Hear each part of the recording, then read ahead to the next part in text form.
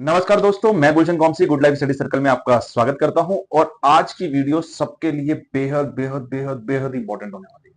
आप समझ रहे हैं क्यों? क्योंकि देखिए, इसमें तीन चार बातें हैं। सबके लिए मैंने बोल दिया तो मतलब अब सबके लिए, यानी कि अब यहां पर कंपार्टमेंट जितने भी स्टूडेंट्स की आई है उन सबके लिए ये वीडियो जरूरी है, और जिनकी कंपार्टमेंट नहीं भी आई है उनके लिए भी जरूरी है। अगर सबसे बढ़िया बात पता है क्या है इसके अंदर? ये वीडियो में सिर्फ मैं कंपार्टमेंट वालों की बात नहीं करने वाला हूं, मैं उन सबकी बात करना चाहे वो फर्स्ट टर्म का पेपर देते हैं, सेकंड टर्म देते हैं, मिड टर्म देते हैं, 11 देते हैं, 9 देते हैं, बीए देते हैं, बीकॉम देते हैं, सॉल्व देते हैं। आई एम गारंटेड यू, इस वीडियो को देखने के बाद आप कम से कम फेल नहीं हो सकते। आज आप हैरान होंगे, सर के हाथ में पेपर क्यों है, टैब क्यों नहीं है? मैं बता देता हूं, ये इसीलिए है कि बच्चों, मैं आपके लिए जो मेहनत कर रहा हूं ना, जो मैंने शुरू किया है यूट्यूब चैनल, तो बिल्कुल मेरे लिए ऐसा है कि जैसे आप मेरे सामने बैठे हो और एक एक से मेरा लिंक है। जो बच्चा लिखता है कि सर हम गरीब है, हमने रीचेकिंग भरी, सीबीएसई नहीं सुन रही, मैं आपको बार बार बोल रहा हूं, सीबीएसई को एजुकेशन फ्री करनी चाहिए, गवर्नमेंट को इंटरफेयर करके कोई बोर्ड का चार्ज नहीं होना चाहिए। मैं आज से नहीं कह रहा हूं, पिछले महीने पहली वीडियो में मैंने एक बात कही थी, आप बेशक जाकर चेक कर लेना। फर्स्ट या सेकंड वीडियो में आपको ये बात सुनने को मिल जाएगी कि सीबीएसई को एजुकेशन बोर्ड के चार्जेस बिल्कुल 50 रुपीज या 20 रुपीज लेने चाहिए। नाम के लिए, वो भी ना ले तो बहुत अच्छा है, एजुकेशन तो फ्री दो। वो बच्चा कुछ बनेगा तो आपको पता है, एजुकेटेड जो होगा वो कमाएगा कमाएगा, तुम्हें टैक्स देगा। आप इन्वेस्टमेंट नहीं कर रहे हो और आप कर रहे हैं टैक्स दे, तो मैं आपके साथ हूं। आते हैं आप टॉपिक पर। टॉपिक ये है कि सर आप कंपार्टमेंट का ये पेपर डाल दीजिए, वो पेपर डालिए, सब बढ़िया कह रहे हो, आपके सब्जेक्ट का पेपर डलना चाहिए। उस चक्कर में कुछ एक दो बच्चे मेरे से गुस्सा भी होंगे, जिसमें स्पेसिफिकली दो सब्जेक्ट मुझे पता है जिसके स्टूडेंट गुस्सा होंगे, केमिस्ट्री वाले और एक कंप्यूटर साइंस वाले। आपका सबके लिए टीचर के पास गया, केमिस्ट्री के उसने मुझे कुछ क्वेश्चंस लिख के दिए, बड़ी बहुत बार कहने पर वो ना सिर्फ एक फॉर्मेलिटी के क्वेश्चन। जब मैंने उसे बैक चेक किया, जो भी मैं आपके लिए क्वेश्चन लिख रहा हूँ, जैसे बीएसटी का आ जाएगी वीडियो, या मैथ्स की वीडियो आई थी अभी पीछे, आपने नहीं देखी तो देख लो, 10th वाले जो है, मैं वही क्वेश्चंस लेके आ रहा हूं जो पूछे गए। मैक्सिमम पासिंग तो गारंटीड उससे आप हो जाए। मुझे ही कॉन्फिडेंस नहीं आ रहा उस केमिस्ट्री के क्वेश्चंस पर, सॉरी, वो सर बुरा मान सकते हैं अगर वो ये वीडियो देखें, लेकिन क्लियरली मुझे कॉन्फिडेंस नहीं आया, तो मैं वो वीडियो नहीं डालूंगा व्यूज के लिए कि आप देखें। और आपके फ्यूचर की बात है, मेरे 4 10 100 1000 10,000 वीडियो व्यूज के लिए मैं ये सब करूं, ये मेरे से होता ही नहीं है, कभी हुआ ही नहीं। अब आते हैं, ये जो मेरे हाथ में पेपर है, ये देखिए क्वेश्चन पेपर है। ये क्वेश्चन पेपर मैंने ओरिजिनली मांगे हैं, ऑनलाइन तो हो सकता है कोई भी लिख देगा, कंपार्टमेंट है, एडिटिंग का जमाना है। ये मैंने बच्चों से मांगे हैं, रोल नंबर्स भी उन पर लिखे हुए हैं, देख रहे हैं। ये कंपार्टमेंट के पेपर जो अब तक हुए और जो फाइनल के पेपर हुए पिछले 3 साल में, और इसमें कुछ ऐसे पेपर भी है जिसके अंदर एमसीक्यूज वाला पेपर आया था। आपको पता है कंपार्टमेंट, ये जब कोरोना आया था ना, उसके बाद जो पेपर हुए थे वो ना, सीबीएसई ने 2 बार में पेपर लिया था। फर्स्ट टर्म लिया था first board, and second term का सेकंड बोर्ड, क्योंकि उन्हें ये था कि अगर फर्स्ट टर्म हो जा चल रहा था उस टाइम की माहौल सही था, तो फर्स्ट टर्म का पेपर ले लेते हैं, अगर सेकंड टर्म तक कोरोना अगर ज्यादा आया तो हम फर्स्ट टर्म के बेस पे पास कर देंगे। तो उन्होंने क्या किया था, फर्स्ट बोर्ड ले लिया था, फिर सेकंड बोर्ड लिया था, लेकिन थे सारे एमसीक्यू बेस। तो 20 नंबर का एमसीक्यू आना है, तो मैंने सारे वो क्वेश्चन इकट्ठे कर लिए हैं जो पूछे गए थे पेपर में, यानी पेपर निकाल दिया है वो वाला जो बोर्ड में पूछा गया था, जिसके अंदर सिर्फ एमसीक्यूज हैं। उनके आंसर समेत मैं किसी वीडियो पर डाल दूंगा, सभी सब्जेक्ट मैंने इकट्ठे किया। इसके अलावा कंपार्टमेंट का पेपर जो जो मुझे मिला है वो मैं लेकर आ गया हूं, ये मैं आपको वीडियोस में प्रोवाइड कर दूंगा। आप भी इधर से किसी को भी कंपार्टमेंट का पेपर मांगेंगे, सॉल्व करने लग जाए, बाद में पता लीजिए किसी ने एडिट करके डाला था, तो मैं आपको प्योर दिखाऊंगा भी और उस टाइम डालूंगा भी। और आपसे रिक्वेस्ट भी करता हूं, आप वही वीडियो देखिए जिसके अंदर प्रूफ जरूर हो, क्योंकि आपके पास टाइम शॉर्ट है, पढ़ाई ज्यादा करनी है। अब वीडियो के अंदर चलते हैं। आज मैं इस वीडियो में आपको बताने वाला हूं कि आप गारंटेड गारंटेड पास होंगे, जैसे मैंने थंबनेल में लिखा। अगर इस वीडियो को देखने के बाद, ये रूल पेपर में लिखने के बाद आपके 20 नंबर का पढ़ा हुआ अगर 50 नंबर का काम ना कर जाए, तो फिर आपके यहां पर गालियां दे जाना मुझे, अगर आप पास ना हो जाए तो नीचे कमेंट में, और मैं किसी का कमेंट डिलीट नहीं मारूंगा। और अगर अच्छा लगे तो वही 10 सब्सक्राइबर आगे तारीफ कर जाना, ताकि और बच्चों की हेल्प हो जाए। इतना सा फंडा है मेरा, बस, है ना। आइए अब शुरू करते हैं कि पहली ऐसी क्या चीज है कि पेपर देने जा रहे हैं लेकिन हमें पास होने का डर लगा हुआ है। देखिए, इन चीजों के लिए मैं आपको क्लियर कर दूं, आपको कुछ ऐसी ट्रिक्स लगानी पड़ेंगी कि कम भी पड़ा है तो भी इतना तो हो कि मेरा ज्यादा का ठीक हो जाए। अब आप बोलेंगे सर मजाक कर रहे हैं, ऐसा कैसे हो सकता है? थंबनेल पढ़ के भी आपको हंसी आई होगी। पहली बार आए हैं तो सब्सक्राइब कर दें, लाइक कर दें, बेशक जाते टाइम में अनसब्सक्राइब कर दें। बच्चों की ज्यादातर कंप्लेन नहीं रहती सर बाद में चैनल इधर उधर हो गया था, ये वीडियो बहुत काम किया। आइए, तो कुछ चीजें ऐसी आ रही हैं कि बच्चे कहते हैं सर हमने उन चीजों को उतना पढ़ा ही नहीं। मान लिया आपने उस सब्जेक्ट के बारे में कुछ पढ़ा ही नहीं, तो थोड़ी सी मिस्टेक हो सकती है। आपको क्या करना है, आज एक काम मेरे मानने पर करना है, उसके बाद ये वीडियो शुरू होती है। पहले आपने ये काम करना है, मतलब पहले एक बार ये वीडियो देख लो, समझ लो। उसके अंदर जो सबसे पहला काम आपने करना है वो ये करना है, जिस भी सब्जेक्ट को आपने पास करना है बहुत छोटे टाइम में, 2 दिन में मान लेते हैं, बस मैक्सिमम 2 डेज, अभी तो टाइम है ना हमारे पास। मान लिया 2 डेज में पास करना है मुझे, कोई एग्जाम है और अचानक मुझे लगा मैंने उस सब्जेक्ट के बारे में कुछ नहीं पढ़ा और 2 दिन में पास करना है, तो कैसे करें? तो आज का दिन आपने सबसे पहले पहले 1-1.5 घंटे के अंदर क्या करना है, उस सब्जेक्ट से रिलेटेड जितने चैप्टर्स हैं, मान लिया 14 चैप्टर है उस सब्जेक्ट में, 10 चैप्टर्स हैं, 20 चैप्टर्स हैं, उन चैप्टर के लिए एक छोटी सी ना 10 रुपए की बुक आती है, नोटबुक आती है, वो स्टेशनरी से मिलती थी, हम स्कूल में हॉलीडे होमवर्क करने के लिए आप लोग यूज करते रहेंगे।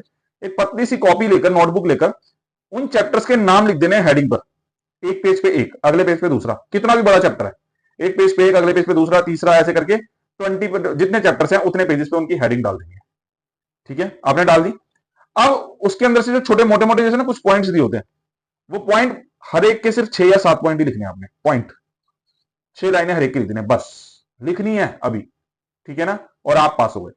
आपने लिखा, अपनी लैंग्वेज में लिखा और आप पास हो गए। कैसे, अब दिखाता हूं जादू। वीडियो देखने के बाद आप औरों को भी समझाओगे, आप खुद कहेंगे सर हाँ फर्क पड़ गया, गारंटेड हम पास हो जाएंगे। पेपर में मायने क्या रखता है, गलतियां कहां से शुरू होती है, उन्हें कहां से सुधारें। मैं आपको 10 चीजें ऐसी बताने वाला हूं, 10 की 10 इंपॉर्टेंट, 10 की 10 अगर आपने मान लिया, आप जिंदगी में किसी पेपर में फेल नहीं होंगे। देयर इज नो मैटर वो कंपार्टमेंट का पेपर है, वो नो मैटर वो बोर्ड का पेपर है, नो मैटर वो मतलब एकेडमिक पेपर होना चाहिए कोई भी। मैं इसके लिए वो नहीं कहूंगा देखो कि यूपीएससी का पेपर है, आईएएस का पेपर है, ये सब मैं झूठ नहीं बोलूंगा अपनी वीडियो के लिए।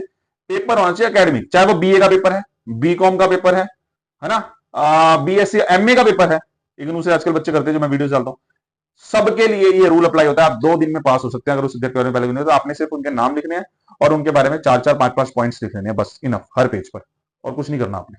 ये काम करना है, 2 दिन बचे हैं पेपर में, उस हिसाब से मायने क्या रखेगा। जब आप पेपर मिला, आपने उन पॉइंट्स को याद कर लेना है, बस उन पॉइंट को 5-5, 4-4 पॉइंट्स को याद कर लिया। अब चलते हैं पेपर मिला। पेपर में सबसे ज्यादा मायने सबसे पहले क्या लगता है, पहली चीज लिखावट। आपको अगर उस सब्जेक्ट के पेपर के नाम पता है, आपको लिखावट अच्छी लिखनी है। पेपर जब चेक होता है तो एग्जामिनर के मन में क्या चल रहा है, तो सबसे पहले आप जो लिख रहे हैं उसकी लिखावट आप अच्छी कर लें। अगर बहुत बेकार राइटिंग है तो आपके marks, first impression is the last impression, सुनिए लाइन, नहीं सुनी तो आज सुन लो। First impression is the last impression. आप कहीं भी जाते हैं, पहली बार में आप जो नजर में सामने के आते हैं वही आपका इंप्रेशन होता है, आपने नोटिस भी किया होगा। और बहुत कम लोग होते हैं जो फर्स्ट इंप्रेशन को बदल पाते हैं, है ना। तो first impression is the last impression is the true true pheresis है, सच्चाई बताई हुई है बात में। तो फर्स्ट इंप्रेशन एक एग्जामिनर के सामने पहले सबसे पहले आता है राइटिंग, कैसी राइटिंग उसने लिखी है, कैसे वो पेपर को प्रेजेंट कर रहा है, कितना वो सीरियस हो रहा है। आपने राइटिंग बहुत अच्छी लिखनी है, और राइटिंग अच्छी लिखने के साथ साथ जो दूसरा काम आपका है, यानी फर्स्ट हो गया लिखावट, राइटिंग, सेकंड आपका जो वर्क आ रहा है that is very important, answer number जो डालना। बच्चे बहुत बड़ी गलती करते हैं, बहुत गलती करते हैं। आपने आंसर नंबर, कॉन्फिडेंस ऐसा होता है ये तो मुझे आता है, आप कंटिन्यू में लिखते रहे, आपने देखा नहीं कि मैंने पेज बदला था तो ऊपर आंसर नंबर मेंशन करना है या साइड में आंसर नंबर मेंशन करना है। आई विल सजेस्ट कि आंसर नंबर ना सेंटर में लिखना, आंसर नंबर 6 सेंटर में लिख दिया, उसके बाद किया, उसके बाद एक क्रॉस मार दिया, अगला आंसर नंबर 7। मैं दिखा दूं एक बार शीट पे किया हुआ आपको, ठीक है ना, किसी वीडियो में। आगे चलते हैं, आंसर नंबर, सेकंड थिंग क्या आई, आंसर नंबर। तीसरी मोस्ट इंपॉर्टेंट चीज मैं आपको बता रहा हूं, आराम से पास हो जाएंगे। जो चैप्टर्स आपने पढ़े आपको पता लगा इस चैप्टर के अंदर से क्वेश्चन है, हेडिंग में और पॉइंट्स में आंसर देना है आपने। समझ जाओ मैं क्या कहना चाहता हूं, उस टॉपिक से रिलेटेड जो पॉइंट्स आपने लिखे थे छाप दो, एक्सप्लेन कर सकते हो तो कर दो, पॉइंट्स में लिख दो। आपको बिल्कुल पैराग्राफ बना के आंसर देने की जरूरत तो कभी भी नहीं होनी चाहिए। You all have to give the answers in a point clearly.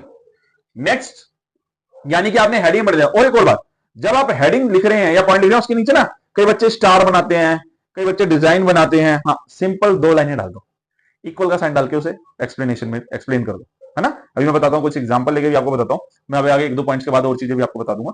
तो यहां पर आपको समझ आएगी ज्यादा डिजाइनिंग नहीं करनी, वो ड्राइंग का पेपर नहीं है, it's an paper, theoretical paper है। आपको करना पॉइंट लिखना है, उसको अंडरलाइन कर देना और उस पॉइंट को जैसे मर्जी एक्सप्लेन कर देना, ठीक है ना। आप कितने मार्क्स में कितना करना है, ये मैं अगले में आ रहा है कि fourth point, for the length of the answer which is depend on marks. मैं आज आपको एक फंडा बता रहा हूं, 1 मार्क्स के लिए 10 से 15 वर्ड लिखोगे बस। 1 मार्क का क्वेश्चन है, 10 वर्ड के अंदर आंसर निपटा। अगर वही सेम क्वेश्चन 3 मार्क्स का है तो 30 तो आपको वर्ड्स लिखने मिनिमम, मतलब 45 कर लो उसे, समझ लो ना, 15 3 जा 45 वर्ड्स आपको लिखने। ऐसे ही 4 मार्क्स का है 5, आप इस हिसाब से मल्टीप्लाई, इतना तो आपको लिखना ही लिखना है, तभी आपका एक आंसर बिल्डअप होता है। तो length of the answer and words मैंने आपको बता दिया लिखने, आपको फेल कोई नहीं कर सकता, पास तो आप गारंटीड है। लिखने का तरीका, अच्छा एक बच्चे ना बहुत ज्यादा अजीब सी लैंग्वेज लिखते हैं, ऐसा मत कीजिए ना। आपको मैं ना एक थोड़ा सा टाइम टेकिंग हो जाएगा, लेकिन आपको अच्छा लगेगा सुन के, मेरा ये विश्वास है। देखिए, आप जब लिख रहे हैं कोई सी भी टॉपिक को, आप लिख रहे हैं, इंग्लिश में लिख रहे हैं, हिंदी में लिख रहे हैं, उसकी ना लैंग्वेज बहुत अच्छी होनी चाहिए। जैसे मैं आपको एक ना कहानी अपने बचपन से सुनी को थोड़ा जल्दी सुना देता हूँ। तो कहानी क्या, एक प्यासा कौवा था, गर्मियों के दिन बहुत ज्यादा थे, तो प्यासा कौवा था, वो पानी पीना चाह रहा था, उसे कहीं पानी नहीं दिख रहा था, तो फिर उसे एक घड़ा दिखा। घड़ा दिखा तो उसने देखा उसके अंदर पानी नीचा है, फिर उसने कंकड़ उठाए और उसके अंदर डाल दिए, पानी ऊपर आ गया, उसने पी लिया और वो उड़ गया। इसी को थोड़ा बिल्डअप करके तरीके से लिखें। गर्मियों के दिन थे, भीषण गर्मी लग रही थी, इंसान पूरी तरह से परेशान था। तो पशु पक्षी का क्या हाल होगा? उन्हीं में से एक पक्षी था कौवा। कौवे को बहुत तेज प्यास लगी, तब इतनी प्यास कि अगर उसे पानी ना मिला तो वो मर जाएगा, अपने प्राण खो देगा। क्या है? यही लिखना है। एक बार वो हिम्मत हार चुका था, लेकिन उसने कोशिश की कि जब मुझे मरना ही है तो मैं एक बार कोशिश तो कर लूं। ये कहानी आपको भी बहुत कुछ सिखाएगी। एक बार कोशिश तो कर लूं अच्छी तरह से। वो उड़ता रहा, रुका नहीं। मतलब एक ये नहीं था कि मैं छाया में बैठ जाऊं और आराम से मर जाऊं। वो उड़ता रहा और उसे दूर एक घड़ा दिखाई दिया। अब उसकी उम्मीद जाग गई। उसने सोचा मैं उस घड़े पर जाके पानी पी लूंगा। जैसे ही वो घड़े पर पहुंचा, एक और प्रॉब्लम, घड़े में वो पानी नहीं। घड़े में पानी बहुत नीचे, बहुत नीचे। मतलब पानी नहीं का मतलब ये कि ना के बराबर, यानी उसकी चोंच तक तो वो पहुंच नहीं रहा। तो आप ऐसे कहेंगे उसकी चोंच तक पहुंचना आने के कारण हम कह सकते हैं कि उस घड़े में उसके लिए तो पानी नहीं था। पानी था भी तो बहुत नीचे था। उसने दिमाग लगाया और इधर उधर से कंकर उठाए और उसके अंदर डाले। पानी धीरे धीरे ऊपर आने लगा। उसका हौसला बढ़ा, हिम्मत बढ़ी उसकी। चाहे वो टूट चुका था, फिर भी उसने कंकर डालता रहा, अपनी बीक से उठा के, चोंच से उठा के, धीरे धीरे पानी ऊपर आ गया। उसने पानी पिया और उसने सांस में सांस ली, और वो उसी गर्मी में भी खुशी से झूमता हुआ इधर उधर झूमता रहा। तो इससे हमें ये शिक्षा मिली, कितनी भी विपरीत स्थिति हो, हमें कभी हार नहीं माननी चाहिए। This is the type of study जो मैं पहले सुना रहा हूं इतनी से नहीं, उसमें कितने अच्छे शब्द में करते। यही तो लिखना है। आपने किसी भी टॉपिक के बारे में जो आपने पढ़ लिया चैप्टर, उस टॉपिक से रिलेटेड जो आ रहा है, आपने ऐसे ही तो उसे बनाकर लिखना है। इंग्लिश मीडियम में तो इंग्लिश मीडियम में अच्छी लैंग्वेज यूज करें, English Hindi medium Hindi medium, point लिखा उसे एक्सप्लेन ऐसे करें जैसे मैंने किया। दिक्कत है कहां? समझ रहे हैं आप मेरी बात? सिक्स आता है, प्रश्न कितने छोड़ रहे हो आप। तो ये एक दिक्कत रहती है, जो बच्चा पढ़ के ही नहीं गया, आज 2 दिन ही बचे हैं, कितना पढ़ूंगा। तो पेपर जब आप कर रहे हो तो आपको कुछ क्वेश्चंस, कुछ टॉपिक छोड़ के चलने होंगे। तो ज्यादा मत छोड़ना, मैं तो कहूंगा एक्सप्लेनेशन हर टॉपिक को अगर आपने पढ़ लिया तो उसके बारे में कुछ ना कुछ पढ़ा होगा, तो प्लीज 2 डेज के अंदर आप इतना तो पढ़ सकते हो 18 चैप्टर में से कि हर टॉपिक एक बार टच हो जाए। नहीं हो रहा, याद नहीं करना हो रहा, पढ़ तो लो। मान लो आप पढ़ भी नहीं पा रहे तो जो पॉइंट्स आपको याद है उसमें से कहीं ना कहीं आ रहा है, अगर फिर भी कुछ छूटते हैं तो वही छोड़िए जो कि बिल्कुल जिसके बारे में आपने नहीं पढ़ा, बिल्कुल नहीं पढ़ पाए उन 7 लाइनों के अंदर, तो आप छोड़ सकते हैं। ऐसा नहीं होगा कि आपको सारा नहीं आता होगा, इतना तो मैं भी डैम श्योर हूं, इतना ऐसे नहीं बोल रहा हूं मैं आपको। सातवां, आपने ना देखो आंसर को इतना फैलाना नहीं। देखो मैंने कौवे की जो कहानी सुनाई वो कौवे से ही शुरू हुई और कौवे पर ही रही। ये नहीं कि अब आप जंगल में पशु पक्षी गिनाने लग जाओ। कौवा भी था, चिड़िया भी थी, हाथी भी था, शेर भी था, उसमें से कौवे को, ये चीज बरकत नहीं होनी चाहिए। कौवे को फोकस करो, गर्मी को फोकस करो, हिम्मत को फोकस किया, घड़े को फोकस किया, बस इसी में आपने बोलना। ये बच्चे क्या करते, कुछ भी कर रहे हैं, जंगल था, दूर दूर तक जंगल था, कहीं पानी नहीं था, नदी देखी तो नदी नहीं बह रही, ये सब नहीं पूछा गया। ठीक है। एक और, हाँ, 8वीं चीज जो आपने सबसे ज्यादा यूज करनी है वो ये है, फैलाना नहीं है आंसर को। मतलब ये तो मैंने आपको बता दिया। 8वीं चीज है, डोंट यूज जेल पेन। बच्चे ना जेल पेन और अजीब सा पेन यूज करते हैं जिससे इंक वगैरह फैल जाती है। तो मैं यही सजेस्ट करूंगा, बॉल पेन यूज करें। एंड बिल्कुल आज खरीदा और कल लेके जा रहे हैं ऐसा तो बिल्कुल मत करना, बिल्कुल मत करना। थोड़ा यूज किया हुआ पेन लेके जाना। अभी से पेन पर हाथ बैठा लो। अगर 2 दिन बचे हैं तो 2 दिन आप अभी से उसी पेन से, ये जो मैं आपको नोट्स वगैरह कर रहा हूं, ये आपने बनाने शुरू करने हैं। लेकिन आपके पास काफी दिन है, मेहनत शुरू कर दो। सोचो 2 दिन में इतना ला सकते हो तो बाकी दिन में कितना ला सकते हो, ज्यादा से ज्यादा उन चैप्टर्स के बारे में लिखो। ठीक है। अगला सबसे ज्यादा मायने लगेगा 9th पॉइंट। सब हो गया, सब समझ आ गया, लिखावट भी हो गई, लिखना भी होगा। आंसर की स्टार्टिंग बहुत मायने रखती है। एग्जामिनर का माइंड सेट होता है, आपकी लिखावट अच्छी है और आप लिखना चाह रहे हो तो शुरू की 3-4 लाइन तो वो बहुत अच्छे तरीके से अंडरस्टूड करना चाहेगा क्या कहना चाहते हो। तो starting of answer is too much important. Like अगर मान लो आपको कोई, मैंने जैसे बताया आपको पॉइंट्स, मैंने बोला जैसे एग्जांपल ले लेते हैं मैनेजमेंट का, है ना। मैनेजमेंट को व्हाट इज द मैनेजमेंट, है ना। तो अब आपको ना मैनेजमेंट की प्रॉपर वैसे वाली डेफिनेशन आनी है जो राइटर कहता है। तो इन जनरल वर्ड्स शुरुआत ऐसे कर लेना है, in general words we can say management is dash dash, जैसे जो भी आप लिखना चाहते हैं। तो इन जनरल वे लिख दोगे तो टीचर को पता है कि साधारण शब्दों में कह रहा है। हिंदी में कहते हैं साधारण शब्दों में हम कह सकते हैं कि। तो इस तरीके से आपको वो डाल के साधारण शब्द लिख देना। टीचर को भी अंडरस्टूड है कि साधारण शब्द में लिख रहा है, तो 3 में से 2 नंबर तो आपको देगा साधारण शब्द के। और हमें इतने नंबर भी मिलते रहे तो आराम से आप पासिंग निकाल रहे हैं। 5 में से 2 नंबर की डेफिनेशन तो यही होगी। तो 9th आपका हो गया, आंसर की स्टार्टिंग बहुत इंपॉर्टेंट है ना। जैसे कि आपको मान लो मैनेजमेंट के बारे में बताया और उसने वो मैनेजमेंट, मैंने एग्जांपल लिया, कुछ और एग्जांपल लेते हैं किसी और सब्जेक्ट का, साइंस का एग्जांपल ले लेते हैं। केमिकल रिएक्शंस जो है उसकी टाइप्स बताइए। तो सबसे ऊपर केमिकल रिएक्शन आपने लिख दिया स्टार्टिंग हो, उसको डिफाइन कर दो। टाइप पूछी है तो उसे भी डिफाइन कर दिया वर्ड टू वर्ड। अब following are the types of a chemical reaction. अब वो आपने लिखने हैं पॉइंट जो आपने बनाए थे और उसे अंडरलाइन कर देना है, और उसके अंदर जो आपका मन करे सिंपल लैंग्वेज में लिख दो। स्टार्टिंग में केमिकल रिएक्शन इज दिस और एक अच्छी सी हेडिंग। स्टार्टिंग ऑफ आंसर बहुत मैटर करेगा, ठीक है।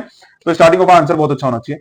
एंड द लास्ट, जब भी आंसर का एंड करें, साइंस को छोड़ देते हैं, मैथ्स को छोड़ देते हैं इस चीज के लिए, बाकी मैक्सिमम सब्जेक्ट्स में ये पॉइंट कंक्लूजन जरूर लिखें, निष्कर्ष जरूर लिखें, कंक्लूड करें, वही आंसर को मिक्सअप करके आपने लिख देना है। 4 या 5 लाइंस उसमें चली जाती है। जैसे by go through the above points we can say dash dash dash is a dash dash dash, जो उसमें से लिखा है, and the 4 factors affect it a lot, जो भी आपने उसके अंदर से लिखा है। निष्कर्ष के रूप में हम कह सकते हैं कि उपरोक्त जो लिखी थी वहां पे भाषा, उसको लिखा। इसके 4 प्रकार यह हो सकते हैं जो कि सर्वमान्य, सब जगह मान्य है ना, यूनिवर्सल एक्सेप्टेड। ऑल साइंस में, हिस्ट्री में, बस इसी तरीके से पेपर करना, फेल नहीं हो सकते आप। नंबर इंक्रीज कर जाएंगे, जंप, जहां आपके 20 नंबर आने वहां आपके 40 आएंगे, क्योंकि प्रेजेंटेशन है सही। तो आपने इस तरीके से पेपर को अटेम्प्ट करना है, माई गारंटी कि आप फेल नहीं हो सकते। Thank you very much. फिर याद दिलाऊंगा, सब्सक्राइब करें, लाइक करें, शेयर करें। एक पावरफुल आपने बनना है और पास होकर यहां पर आना है और चैनल पर बता के जाना है सर हम पास हो गए। उतना हैप्पीनेस चाहिए मुझे। कंपार्टमेंट पेपर कोई इतना मुश्किल नहीं आता, ये सब बकवासबाजी है कि मुश्किल आता है, ठीक है। एंड अब तो वैसे ही नीट का सुन रहे हो ना, सब स्टूडेंट अब बहुत अलर्ट हो गए हैं। टीचर्स भी चेक करते रहे 10 बार सोचेगा कि मैं गलत चेक ना कर दूं, ठीक है ना। जो रीचेकिंग में गड़बड़ निकल के आई है सामने, मेरी वीडियो है, देखो उसके अंदर। तो जो भी चीजें हैं उन चीजों को समझो। अब पेपर बहुत बढ़िया जाने वाला है, रिजल्ट बहुत अच्छा आने वाला है। Thank you very much. Like करें, सब्सक्राइब करें, स्टडी करते रहे, मेहनत करते रहे। जय माता दी, ऊपर वाला आपका हौसला बढ़ाए रखे। Thank you.